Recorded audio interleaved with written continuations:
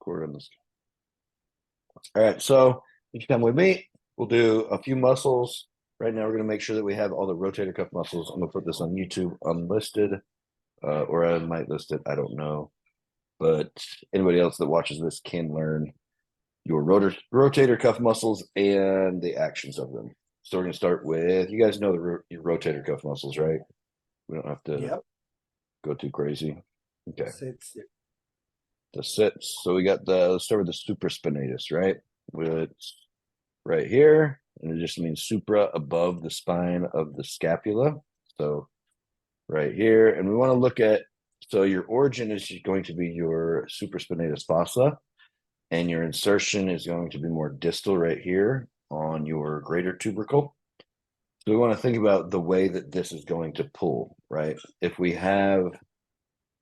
looking at like contracting, right? That's like the shortening of the muscle, right? Yeah. We want to think of which way this is going to pull and what's going to move.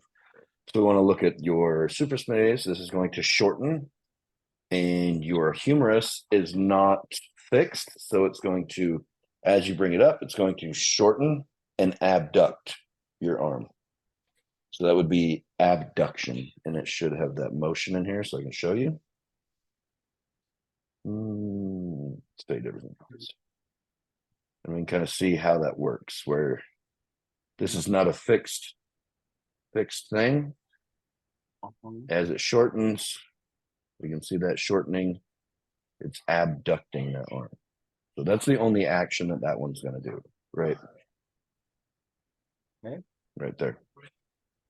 And then we have the, right here, this is the infraspinatus. So infra meaning inferior to the spine of the scapula. And we look at the line of pull here, right? So your origin is going to be all of this, your infraspinatus fossa. And it's also going to insert. So origin, insertion on this one. And it's going to also be on your greater tubercle, but it's going to be a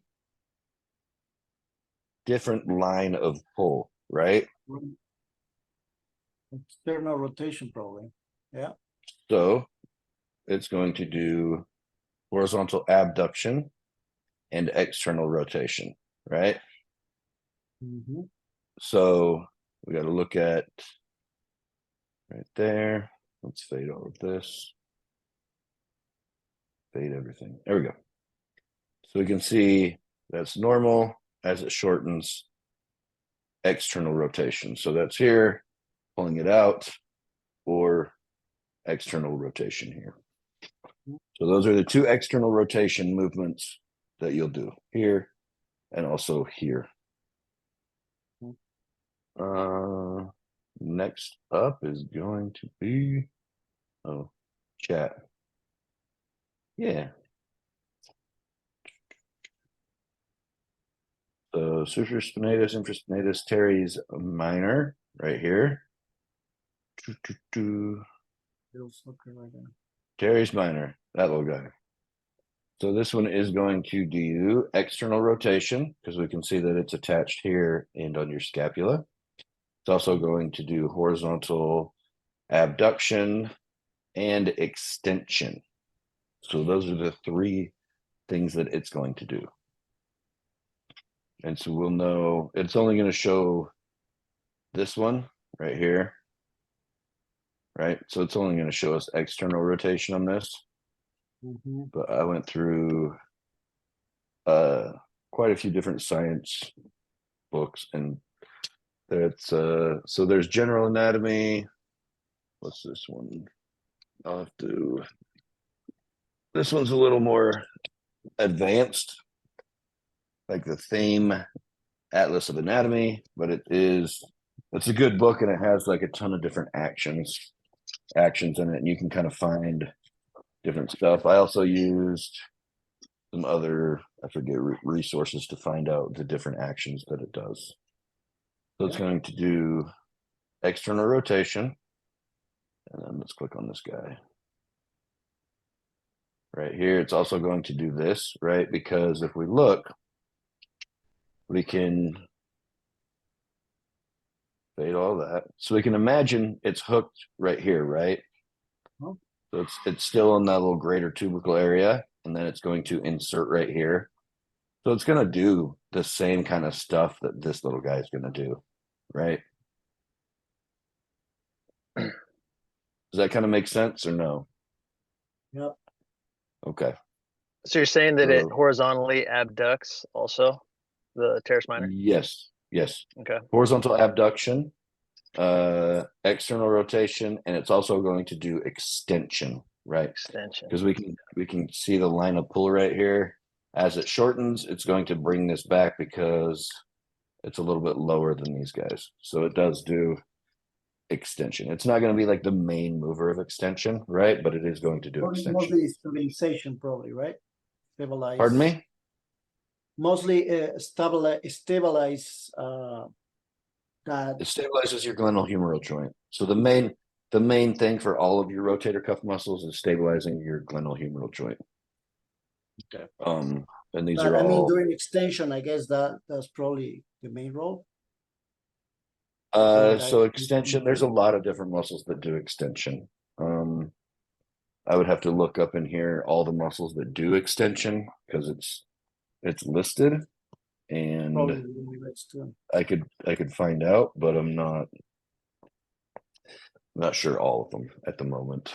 There's a lot of them, but yeah, like your tricep does extension, so we can look at this,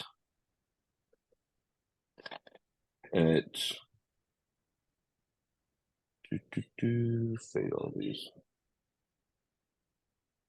So that does extension, but you can imagine that little guy that inserts right here, lengthens, and kind of helps pull back your humerus right there.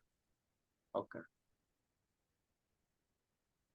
And let's see what else is on the list for these guys. Subscapularis. So that subscapularis is going to be right here. We want to know the origin is going to be the subscapular fossa, right? The subscapular fossa, and it's going to insert on the lesser tubercle of your humerus. So all of your other rotator cuff muscles are going to be on your greater tubercle. This is the only one that's going to be on your lesser tubercle, right?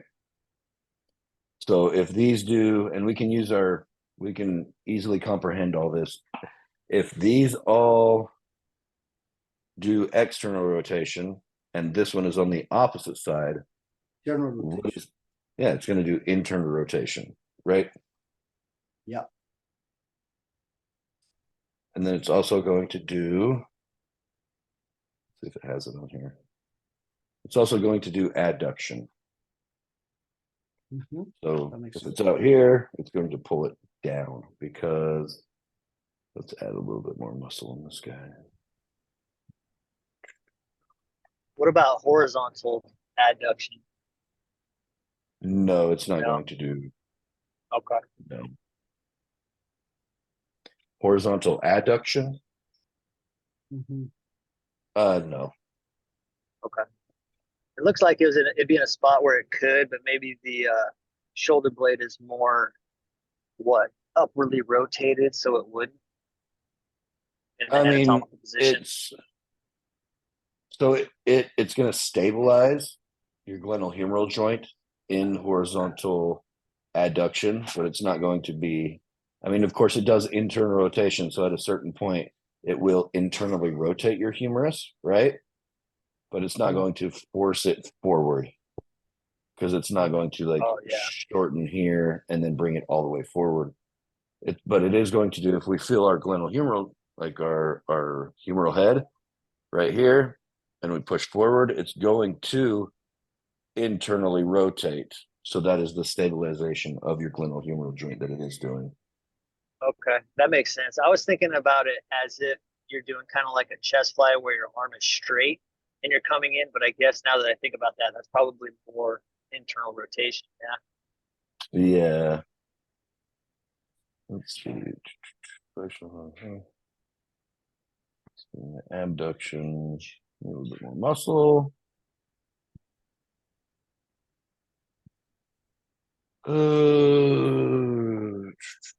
right here. So we can think about, let's fade all of these guys. Let's fade that as well. Fade. Oh, won't let me. Anyway, we can kind of see how if we look at our subscapularis and it's on that anterior side, when it comes up, that lesser tubercle is further away from the origin. So it's going to kind of assist in that adduction movement. Does that make Okay. sense? Yeah, it does. No? Yeah? Yes, Okay, absolutely. sweet. So those are the 4 rotator cuff muscles and actions that we want to learn for this week. And we want to have them 100% down, right? We want to make sure that we, like off the top of our head, right? Just quiz. If I text you, then I want like a quick response. So I don't want to, I mean, I know we all have training and we're all doing our own stuff, but I don't want you to have to like look it up and be like, oh, well, I don't know. You know, I want you to think about where these are positioned. And I want you to think about all of those different. So if they're in the greater tubercle, we know that they're going to be doing abduction. This was going to be external rotation, horizontal abduction.